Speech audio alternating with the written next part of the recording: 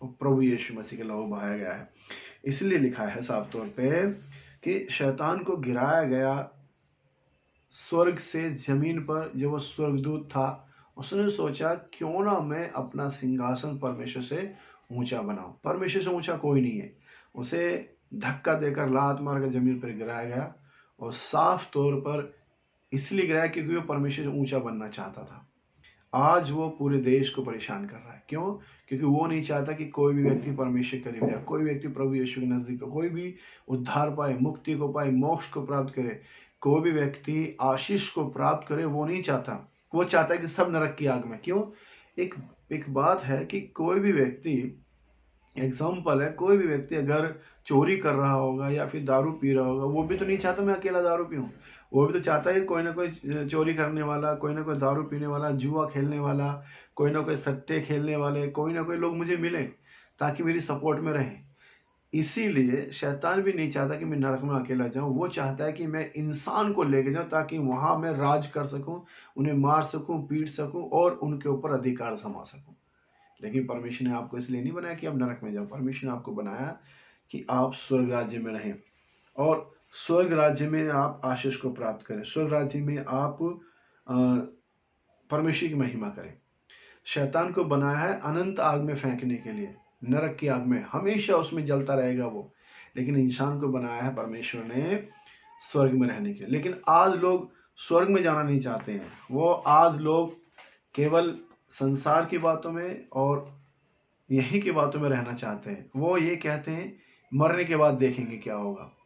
मरने के बाद आपको कुछ नहीं पता चलेगा, क्योंकि आप ज़मीन पर आके वापस फिर नहीं बता सकते हो। आप ज़मीन पर आकर ये नहीं कह सकते मैं ये देख कर आया, मैंने ये देखा, मैंने देखा, मैंने देखा।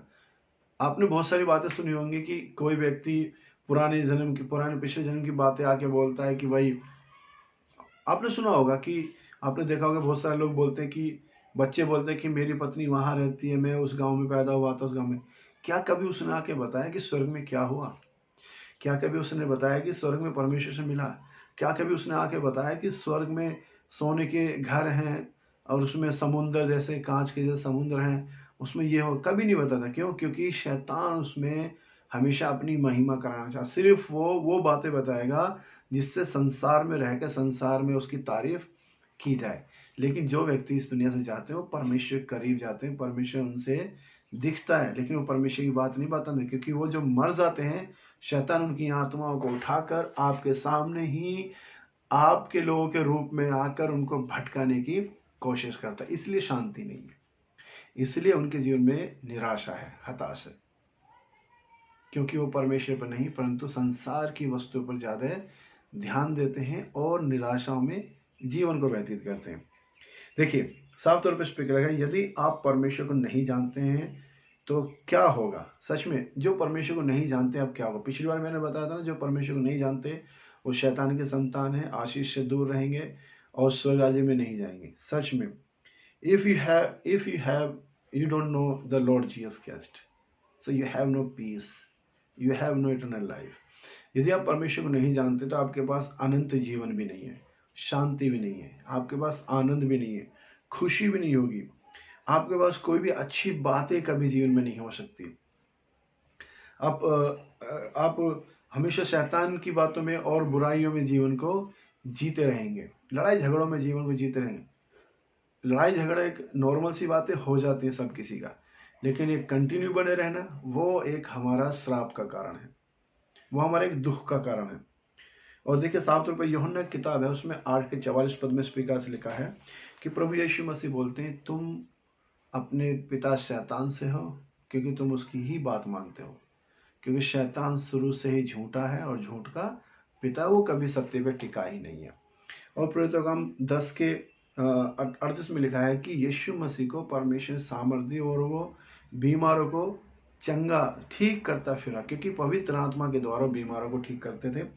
और वो पीड़ित लोगों को, जो पीड़ित हुआ करते थे, उनको प्रभु यीशु मसीह ठीक किया करते थे। इसीलिए प्रभु यीशु मसीह ने इन लोगों को क्यों ठीक किया? वो चाहता था कि लोग बीमारियों से आज़ाद हों और वो खुश रहें, क्योंकि बीमारी एक ऐसी चीज़ है जिसके द्वारा इंसान दुखी रहता है और बीमारी से आज़ाद नहीं होना चाहता। प्रभु यीशु मसीह साफ बताना चाहते हैं, इंसान आज दुखी क्यों? क्योंकि वो परमेश्वर को जानकर भी अनजान है। परमेश्वर को त्याग कर और परमेश्वर के पीछे ना चलकर वो अनजान है और परमेश्वर की बातों पर बना नहीं रहता। लेकिन प्रभु यीशु मसीह फिर भी आपको बोलते हैं, एक बात बोलते हैं इस प्रकार से कि प्रभु यीशु मसीह चाहता है कि तुम विश्वास के साथ मेरे पास आओ, विश्वास के साथ मेरे साथ चलो, विश्वास के साथ तुम उस पर भरोसा रखो, मैं तुम्हारे स्वर्ग में घर बनाऊंगा, स्वर्ग में घर बनाऊंगा और स्वर्ग में तुम्हें लेके जाऊंगा। जहां से प्रभु यीशु मसीह आया वहीं से तुम्हें वो लेकर जाएगा, वहीं तुम्हें भी लेकर जाएगा। देखिए लिखा है इस प्रकार से, लिखा है कि मत्ती उसके 12 अध्याय 25 और 28 में कि कोई भी खुश नहीं है आज, उसके मन की बात जानकर कहा, जिस किसी नगर में फूट होती है वह उजड़ जाता है।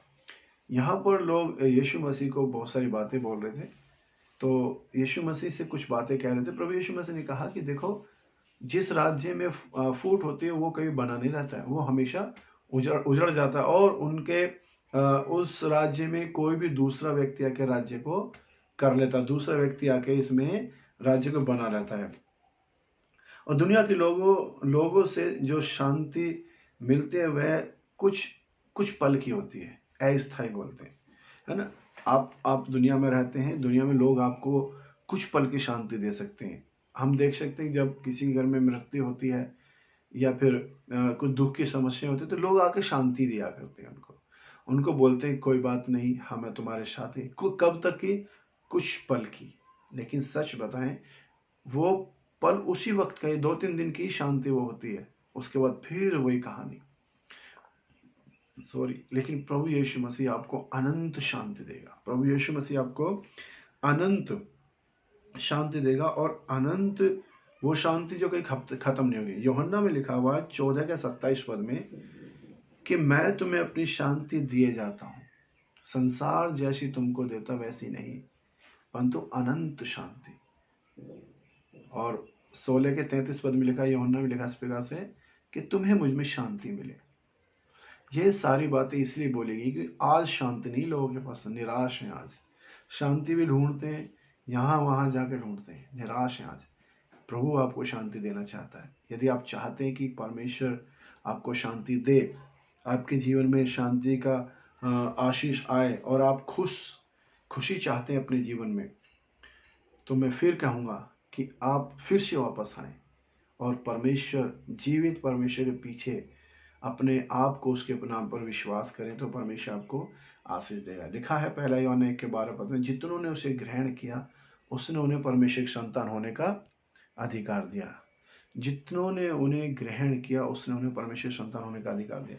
यदि आज आप अपने जीवन में विश्वास करते हैं, परमेश्वर आपको आशीष देगा, आपके परिवार, घर, जीवन, हर चीज़ में आशीष देगा। प्रभु आपको बहुत आशीष दे। आइए छोटी सी प्रार्थना करते हैं। प्रभु यीशु, हम आपका धन्यवाद करते हैं, आप जीवित हैं।